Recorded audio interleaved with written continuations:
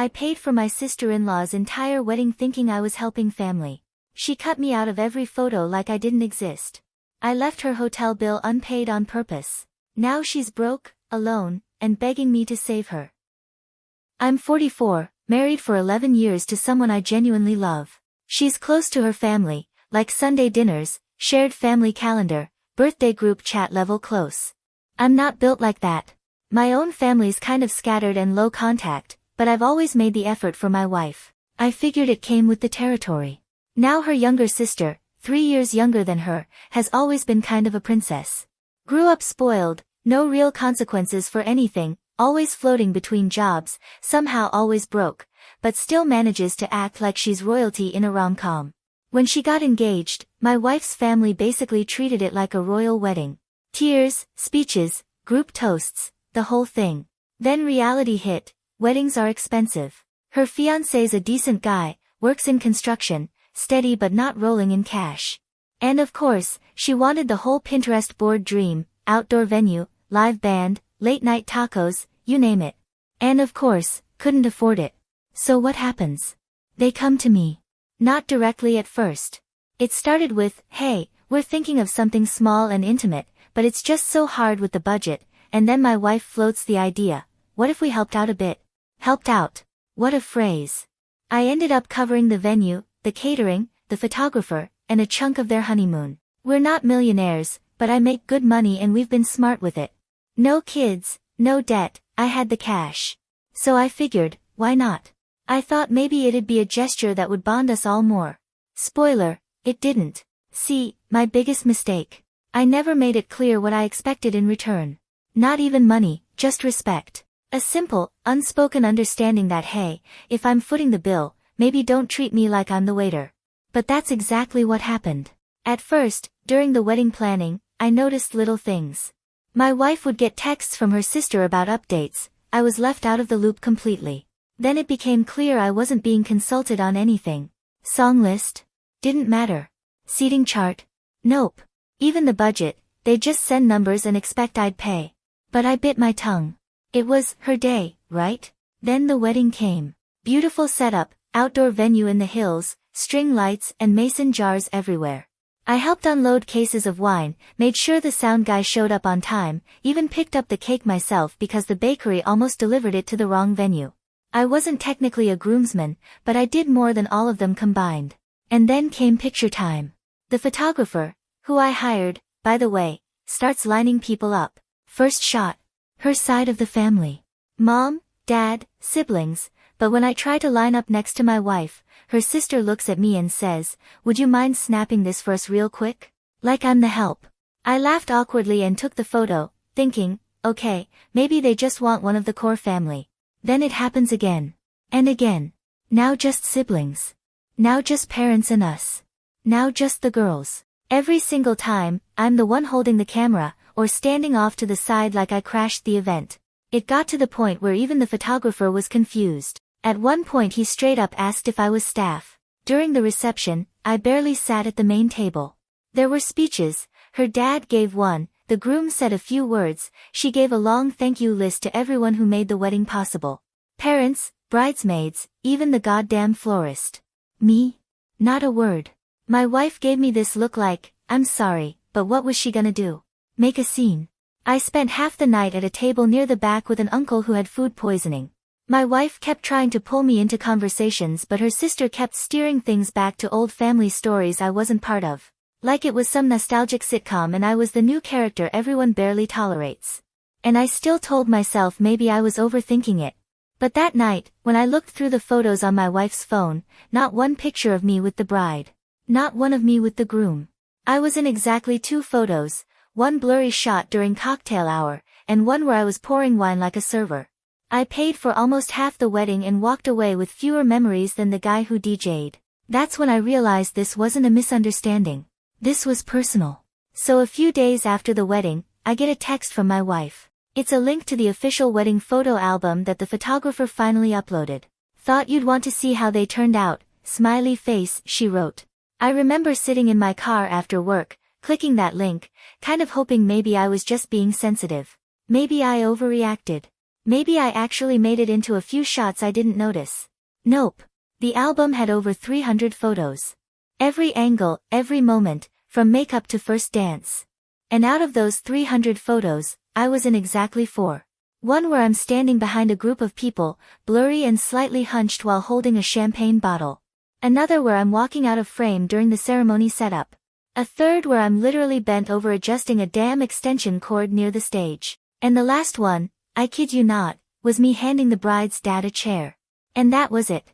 No photo of me with my wife. No photo of me at the dinner table. No photo of me during toasts, on the dance floor, laughing, nothing. You couldn't even tell I attended the wedding. And the kicker?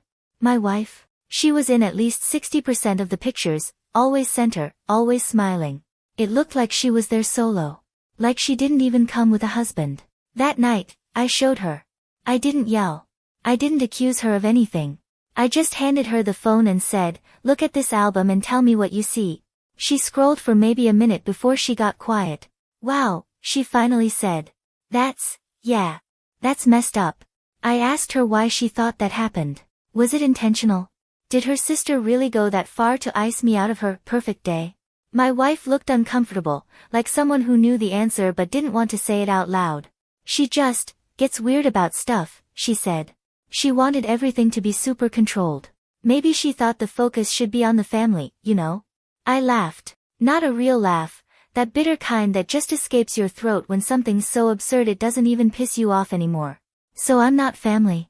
"That's not what I mean," she said quickly. She probably didn't think about it that way. Yeah. That's the problem. She didn't have to think about it. Because in her mind, I was never part of it. I was just the guy who paid the bills. Still, I let it go. I know, weak move. But I didn't want to create drama with my wife over someone else's pettiness. I figured, okay, maybe it's done now. Wedding's over. We move on. Wrong. A week later, we get invited to a little post-wedding family dinner. Kind of a, thanks for coming, night hosted by the bride's parents. I almost bailed. My wife begged me to go. "Please just come for an hour," she said. "We'll eat, say hi, and dip." I show up, and guess what's on the living room TV? The photo slideshow. It's all the best moments from the wedding day. Music playing, slow transitions, everyone watching like it's the Oscars. And I'm sitting there, on the couch, surrounded by her relatives, watching an hour-long movie of an event I helped finance, and it looks like I wasn't even invited. There's one point where the bride's dad actually says, "Man, these turned out amazing.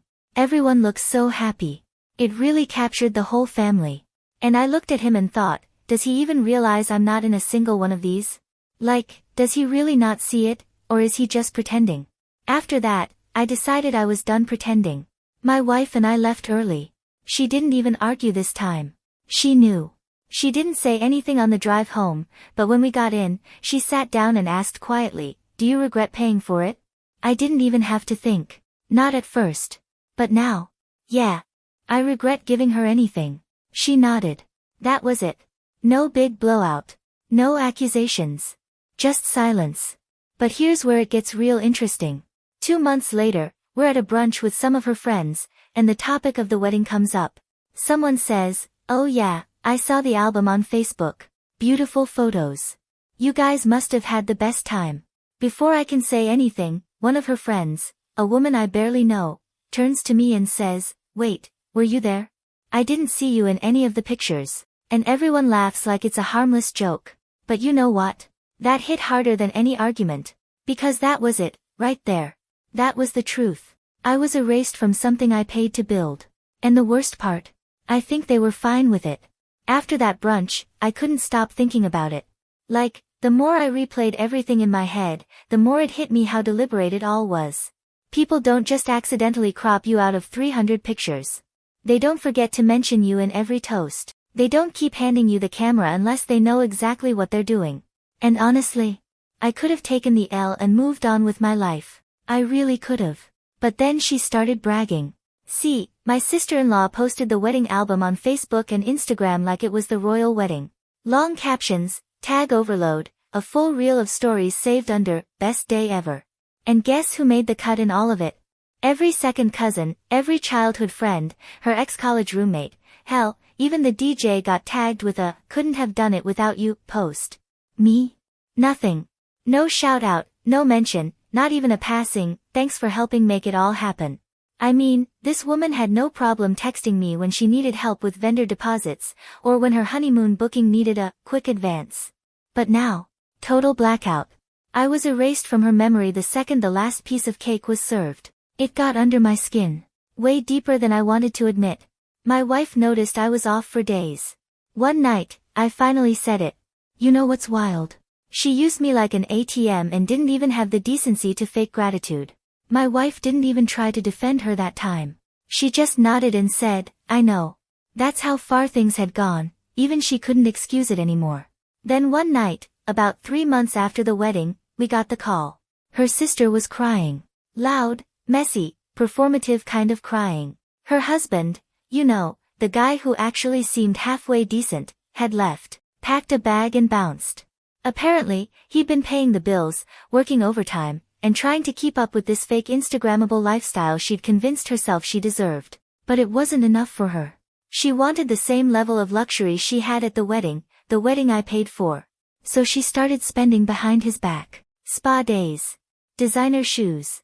Weekly dinners out with friends she barely liked. When he confronted her about the credit card debt, she called him bitter and jealous and accused him of holding her back. That was the final straw. He left. And now she was sobbing to my wife over the phone, saying she didn't know what to do, that she had bills piling up, that she might have to move back in with their parents.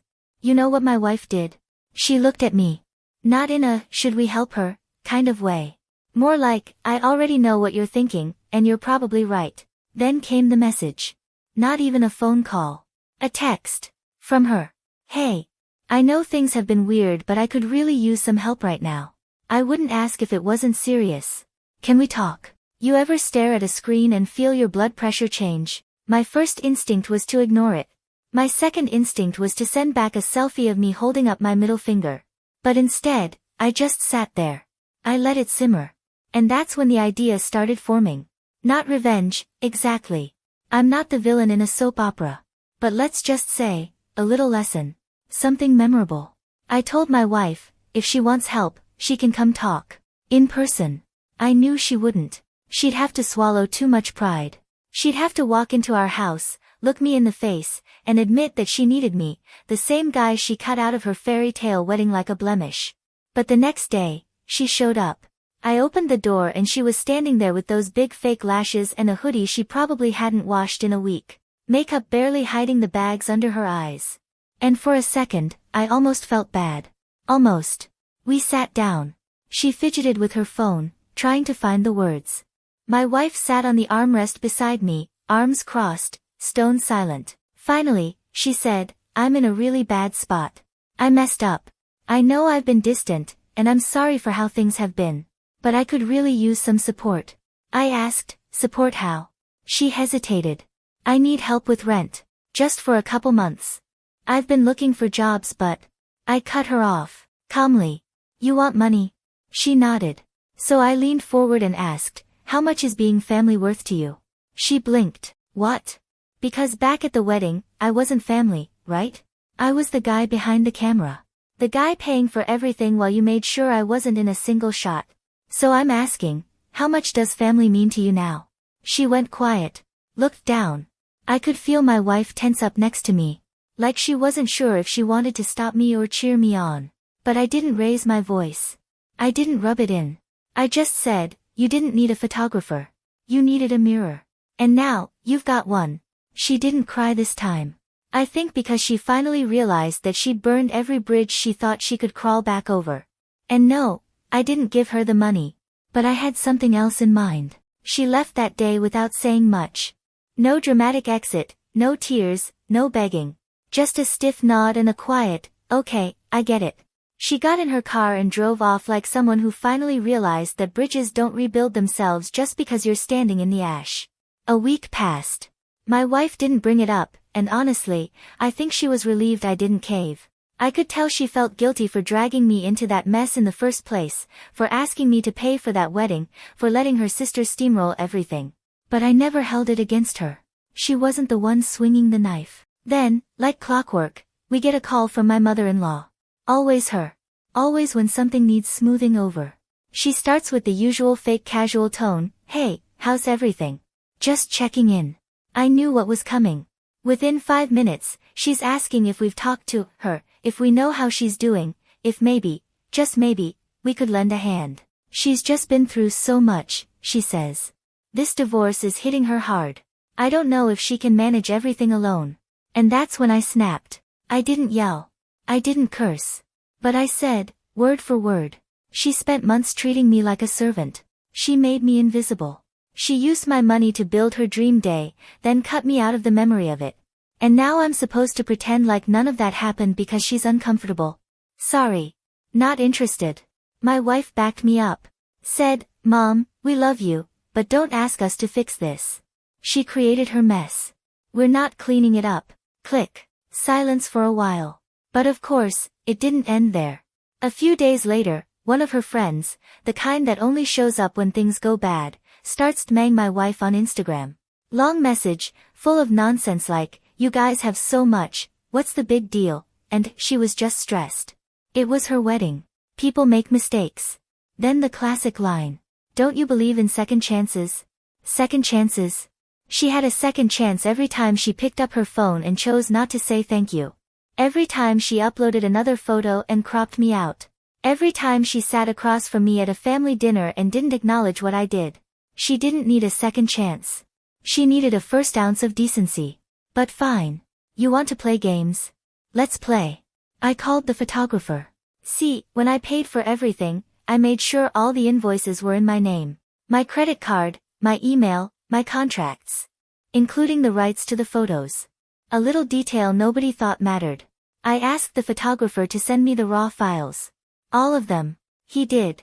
I spent that night going through every picture. Hundreds of them. And yeah, I was barely in any. But there were a few. Enough. So I did what I do best. I built something. A photo book. But not the kind she would have wanted. This one included every single receipt. Screenshots of my transfers to vendors. Email threads confirming my payments.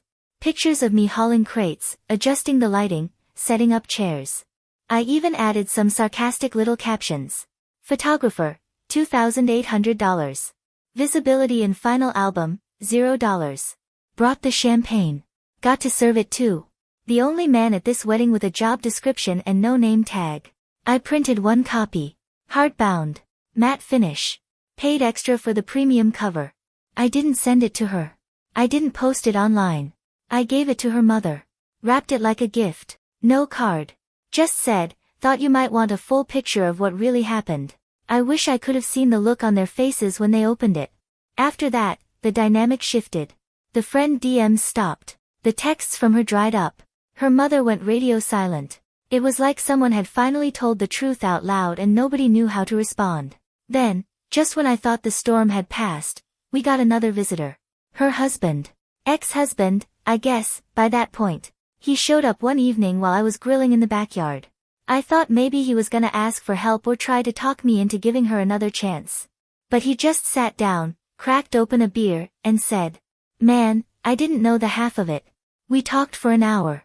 He told me how the debt was worse than he thought, how she'd been hiding purchases, manipulating him, telling their kids that he was the reason they couldn't go out anymore. He said the wedding had changed her, or maybe just exposed who she really was. And then he asked something I didn't expect. He asked if I was hiring. At first, I wasn't sure if he was serious. But he was. Dead serious. Said he'd left his job after the split, needed a fresh start, and wanted something steady. Something sane. You know what? I respected the hell out of that. So I said yeah. I'd find him something. Because the truth is, he got played just like I did. Maybe worse. And unlike her, he wasn't afraid to own it. So yeah. I didn't pay her rent. But I might have helped her ex get a raise. So after that night with her ex, let's call him, the only other adult in this situation, things got real quiet. No texts. No surprise visits. No teary voicemails begging for forgiveness or pleading for another chance. It was like someone flipped the mute button on her entire side of the family. At first, I figured she was just embarrassed. And maybe she was. I mean, getting exposed like that in front of your own mom? Not exactly the fairy tale ending she curated online.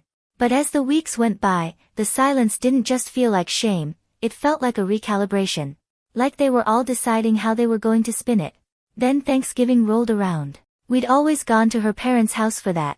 Big spread, lots of extended family, polite arguments over who made the best pie. This year, my wife got the invite. I didn't. Let me repeat that for anyone who thinks I'm being dramatic. The guy who had been part of this family for over a decade, who paid for the wedding of the century, wasn't invited to Thanksgiving. My wife? She was livid. She called her mom immediately. Are you serious right now? I could hear her yelling from the next room. Her mom tried to pretend it was a mistake. Oh no, honey, of course he's invited too. I just thought maybe he wouldn't be comfortable after everything. Translation, we're not ready to face him. My wife didn't go. She told them we'd be doing Thanksgiving on our own this year, and maybe a few more after that. I didn't ask her to do that. But damn, it meant something. It really did. So we made a small dinner at home. Just the two of us. No drama. No fake smiles. And honestly, it was one of the best holidays I've ever had. Peaceful. Real. But the peace didn't last. A few days after Thanksgiving, I got a message from a number I didn't recognize. It was her. Different phone, apparently. I don't know if she thought I'd blocked her, I hadn't, but the tone of this message was different. Less fake, less influencer in distress, more desperate. I know you probably don't want to hear from me, but I don't know who else to talk to. Everything's falling apart. She went on to say she'd moved in with a friend temporarily, but that it wasn't working out. She didn't have money to get her own place. Her credit was shot. She hadn't seen her kids in a week because she couldn't afford gas to drive across town. Her ex wasn't answering her calls. She wrote, I know I treated you badly. I know I messed up. I wish I could go back and do it differently.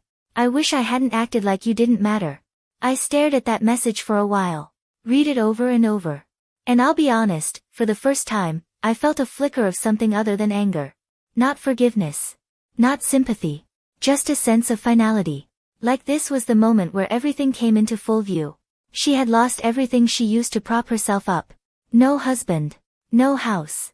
No money. No fairy tale. And now, no family to back her up either. She thought the world owed her comfort. That if she played the part of the flawless bride long enough, someone else would always foot the bill. But when you treat people like props in your show, eventually they walk off the set. I didn't reply right away. I talked to my wife first. She read the message, exhaled hard, and said, do what you think is right. I'll back you no matter what. But, just remember how hard she made it for you. So I replied. I kept it short. I appreciate the message. But I think it's better for both of us if we keep our distance for now. And I hit send. She read it instantly. No reply. Just the seen notification, hanging there like a blinking cursor in a blank space where an apology should have been 2 years ago. That was it.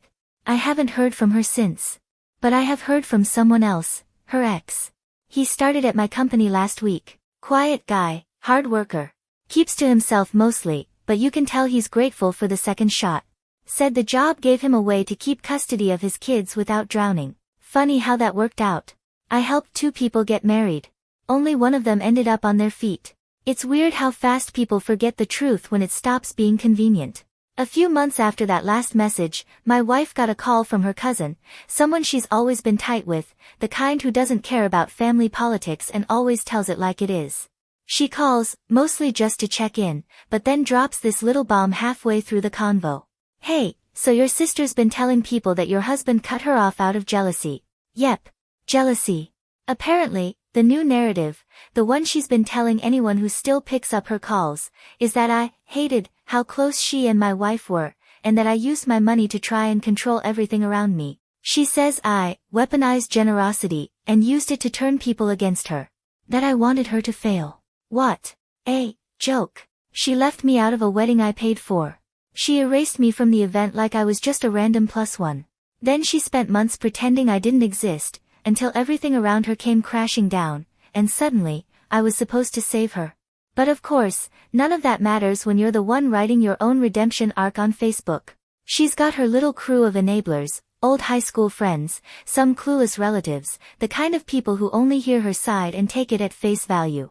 And they've eaten it up. Suddenly I'm the controlling, manipulative husband who turned my wife against her own family. And get this, apparently, I sabotaged her marriage, too. That one actually made me laugh out loud. Let's be real here. If a single photo album and a hotel bill can destroy your marriage, it probably wasn't that strong to begin with. What pissed me off wasn't that she was lying. I expected that. What got under my skin was how easy it was for some people to believe it. People who've known me for years. People who've seen me take care of that family, show up for them, drop thousands to make someone else's wedding day special, and still, they chose the drama over the truth. I told my wife I was done. Like, fully done. No more birthday invites. No more holidays. No more group chats where she pretends to be civil and I have to smile like nothing happened. I'd be polite, sure, I'm not out here trying to cause scenes. But I wasn't playing the part of the silent supporter anymore. To her credit, my wife agreed. She didn't even hesitate. She said, "You've done enough. More than anyone."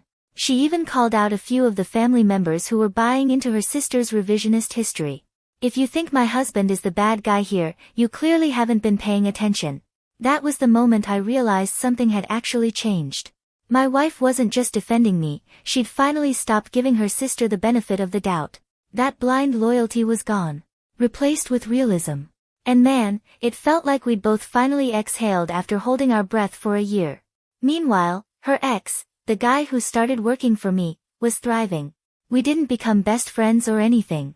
We kept it professional. But he showed up every day, never late, never slacking, doing more than what was asked. He never brought her up, never tried to gossip. He was just focused. Determined. You could tell he was trying to rebuild, one brick at a time.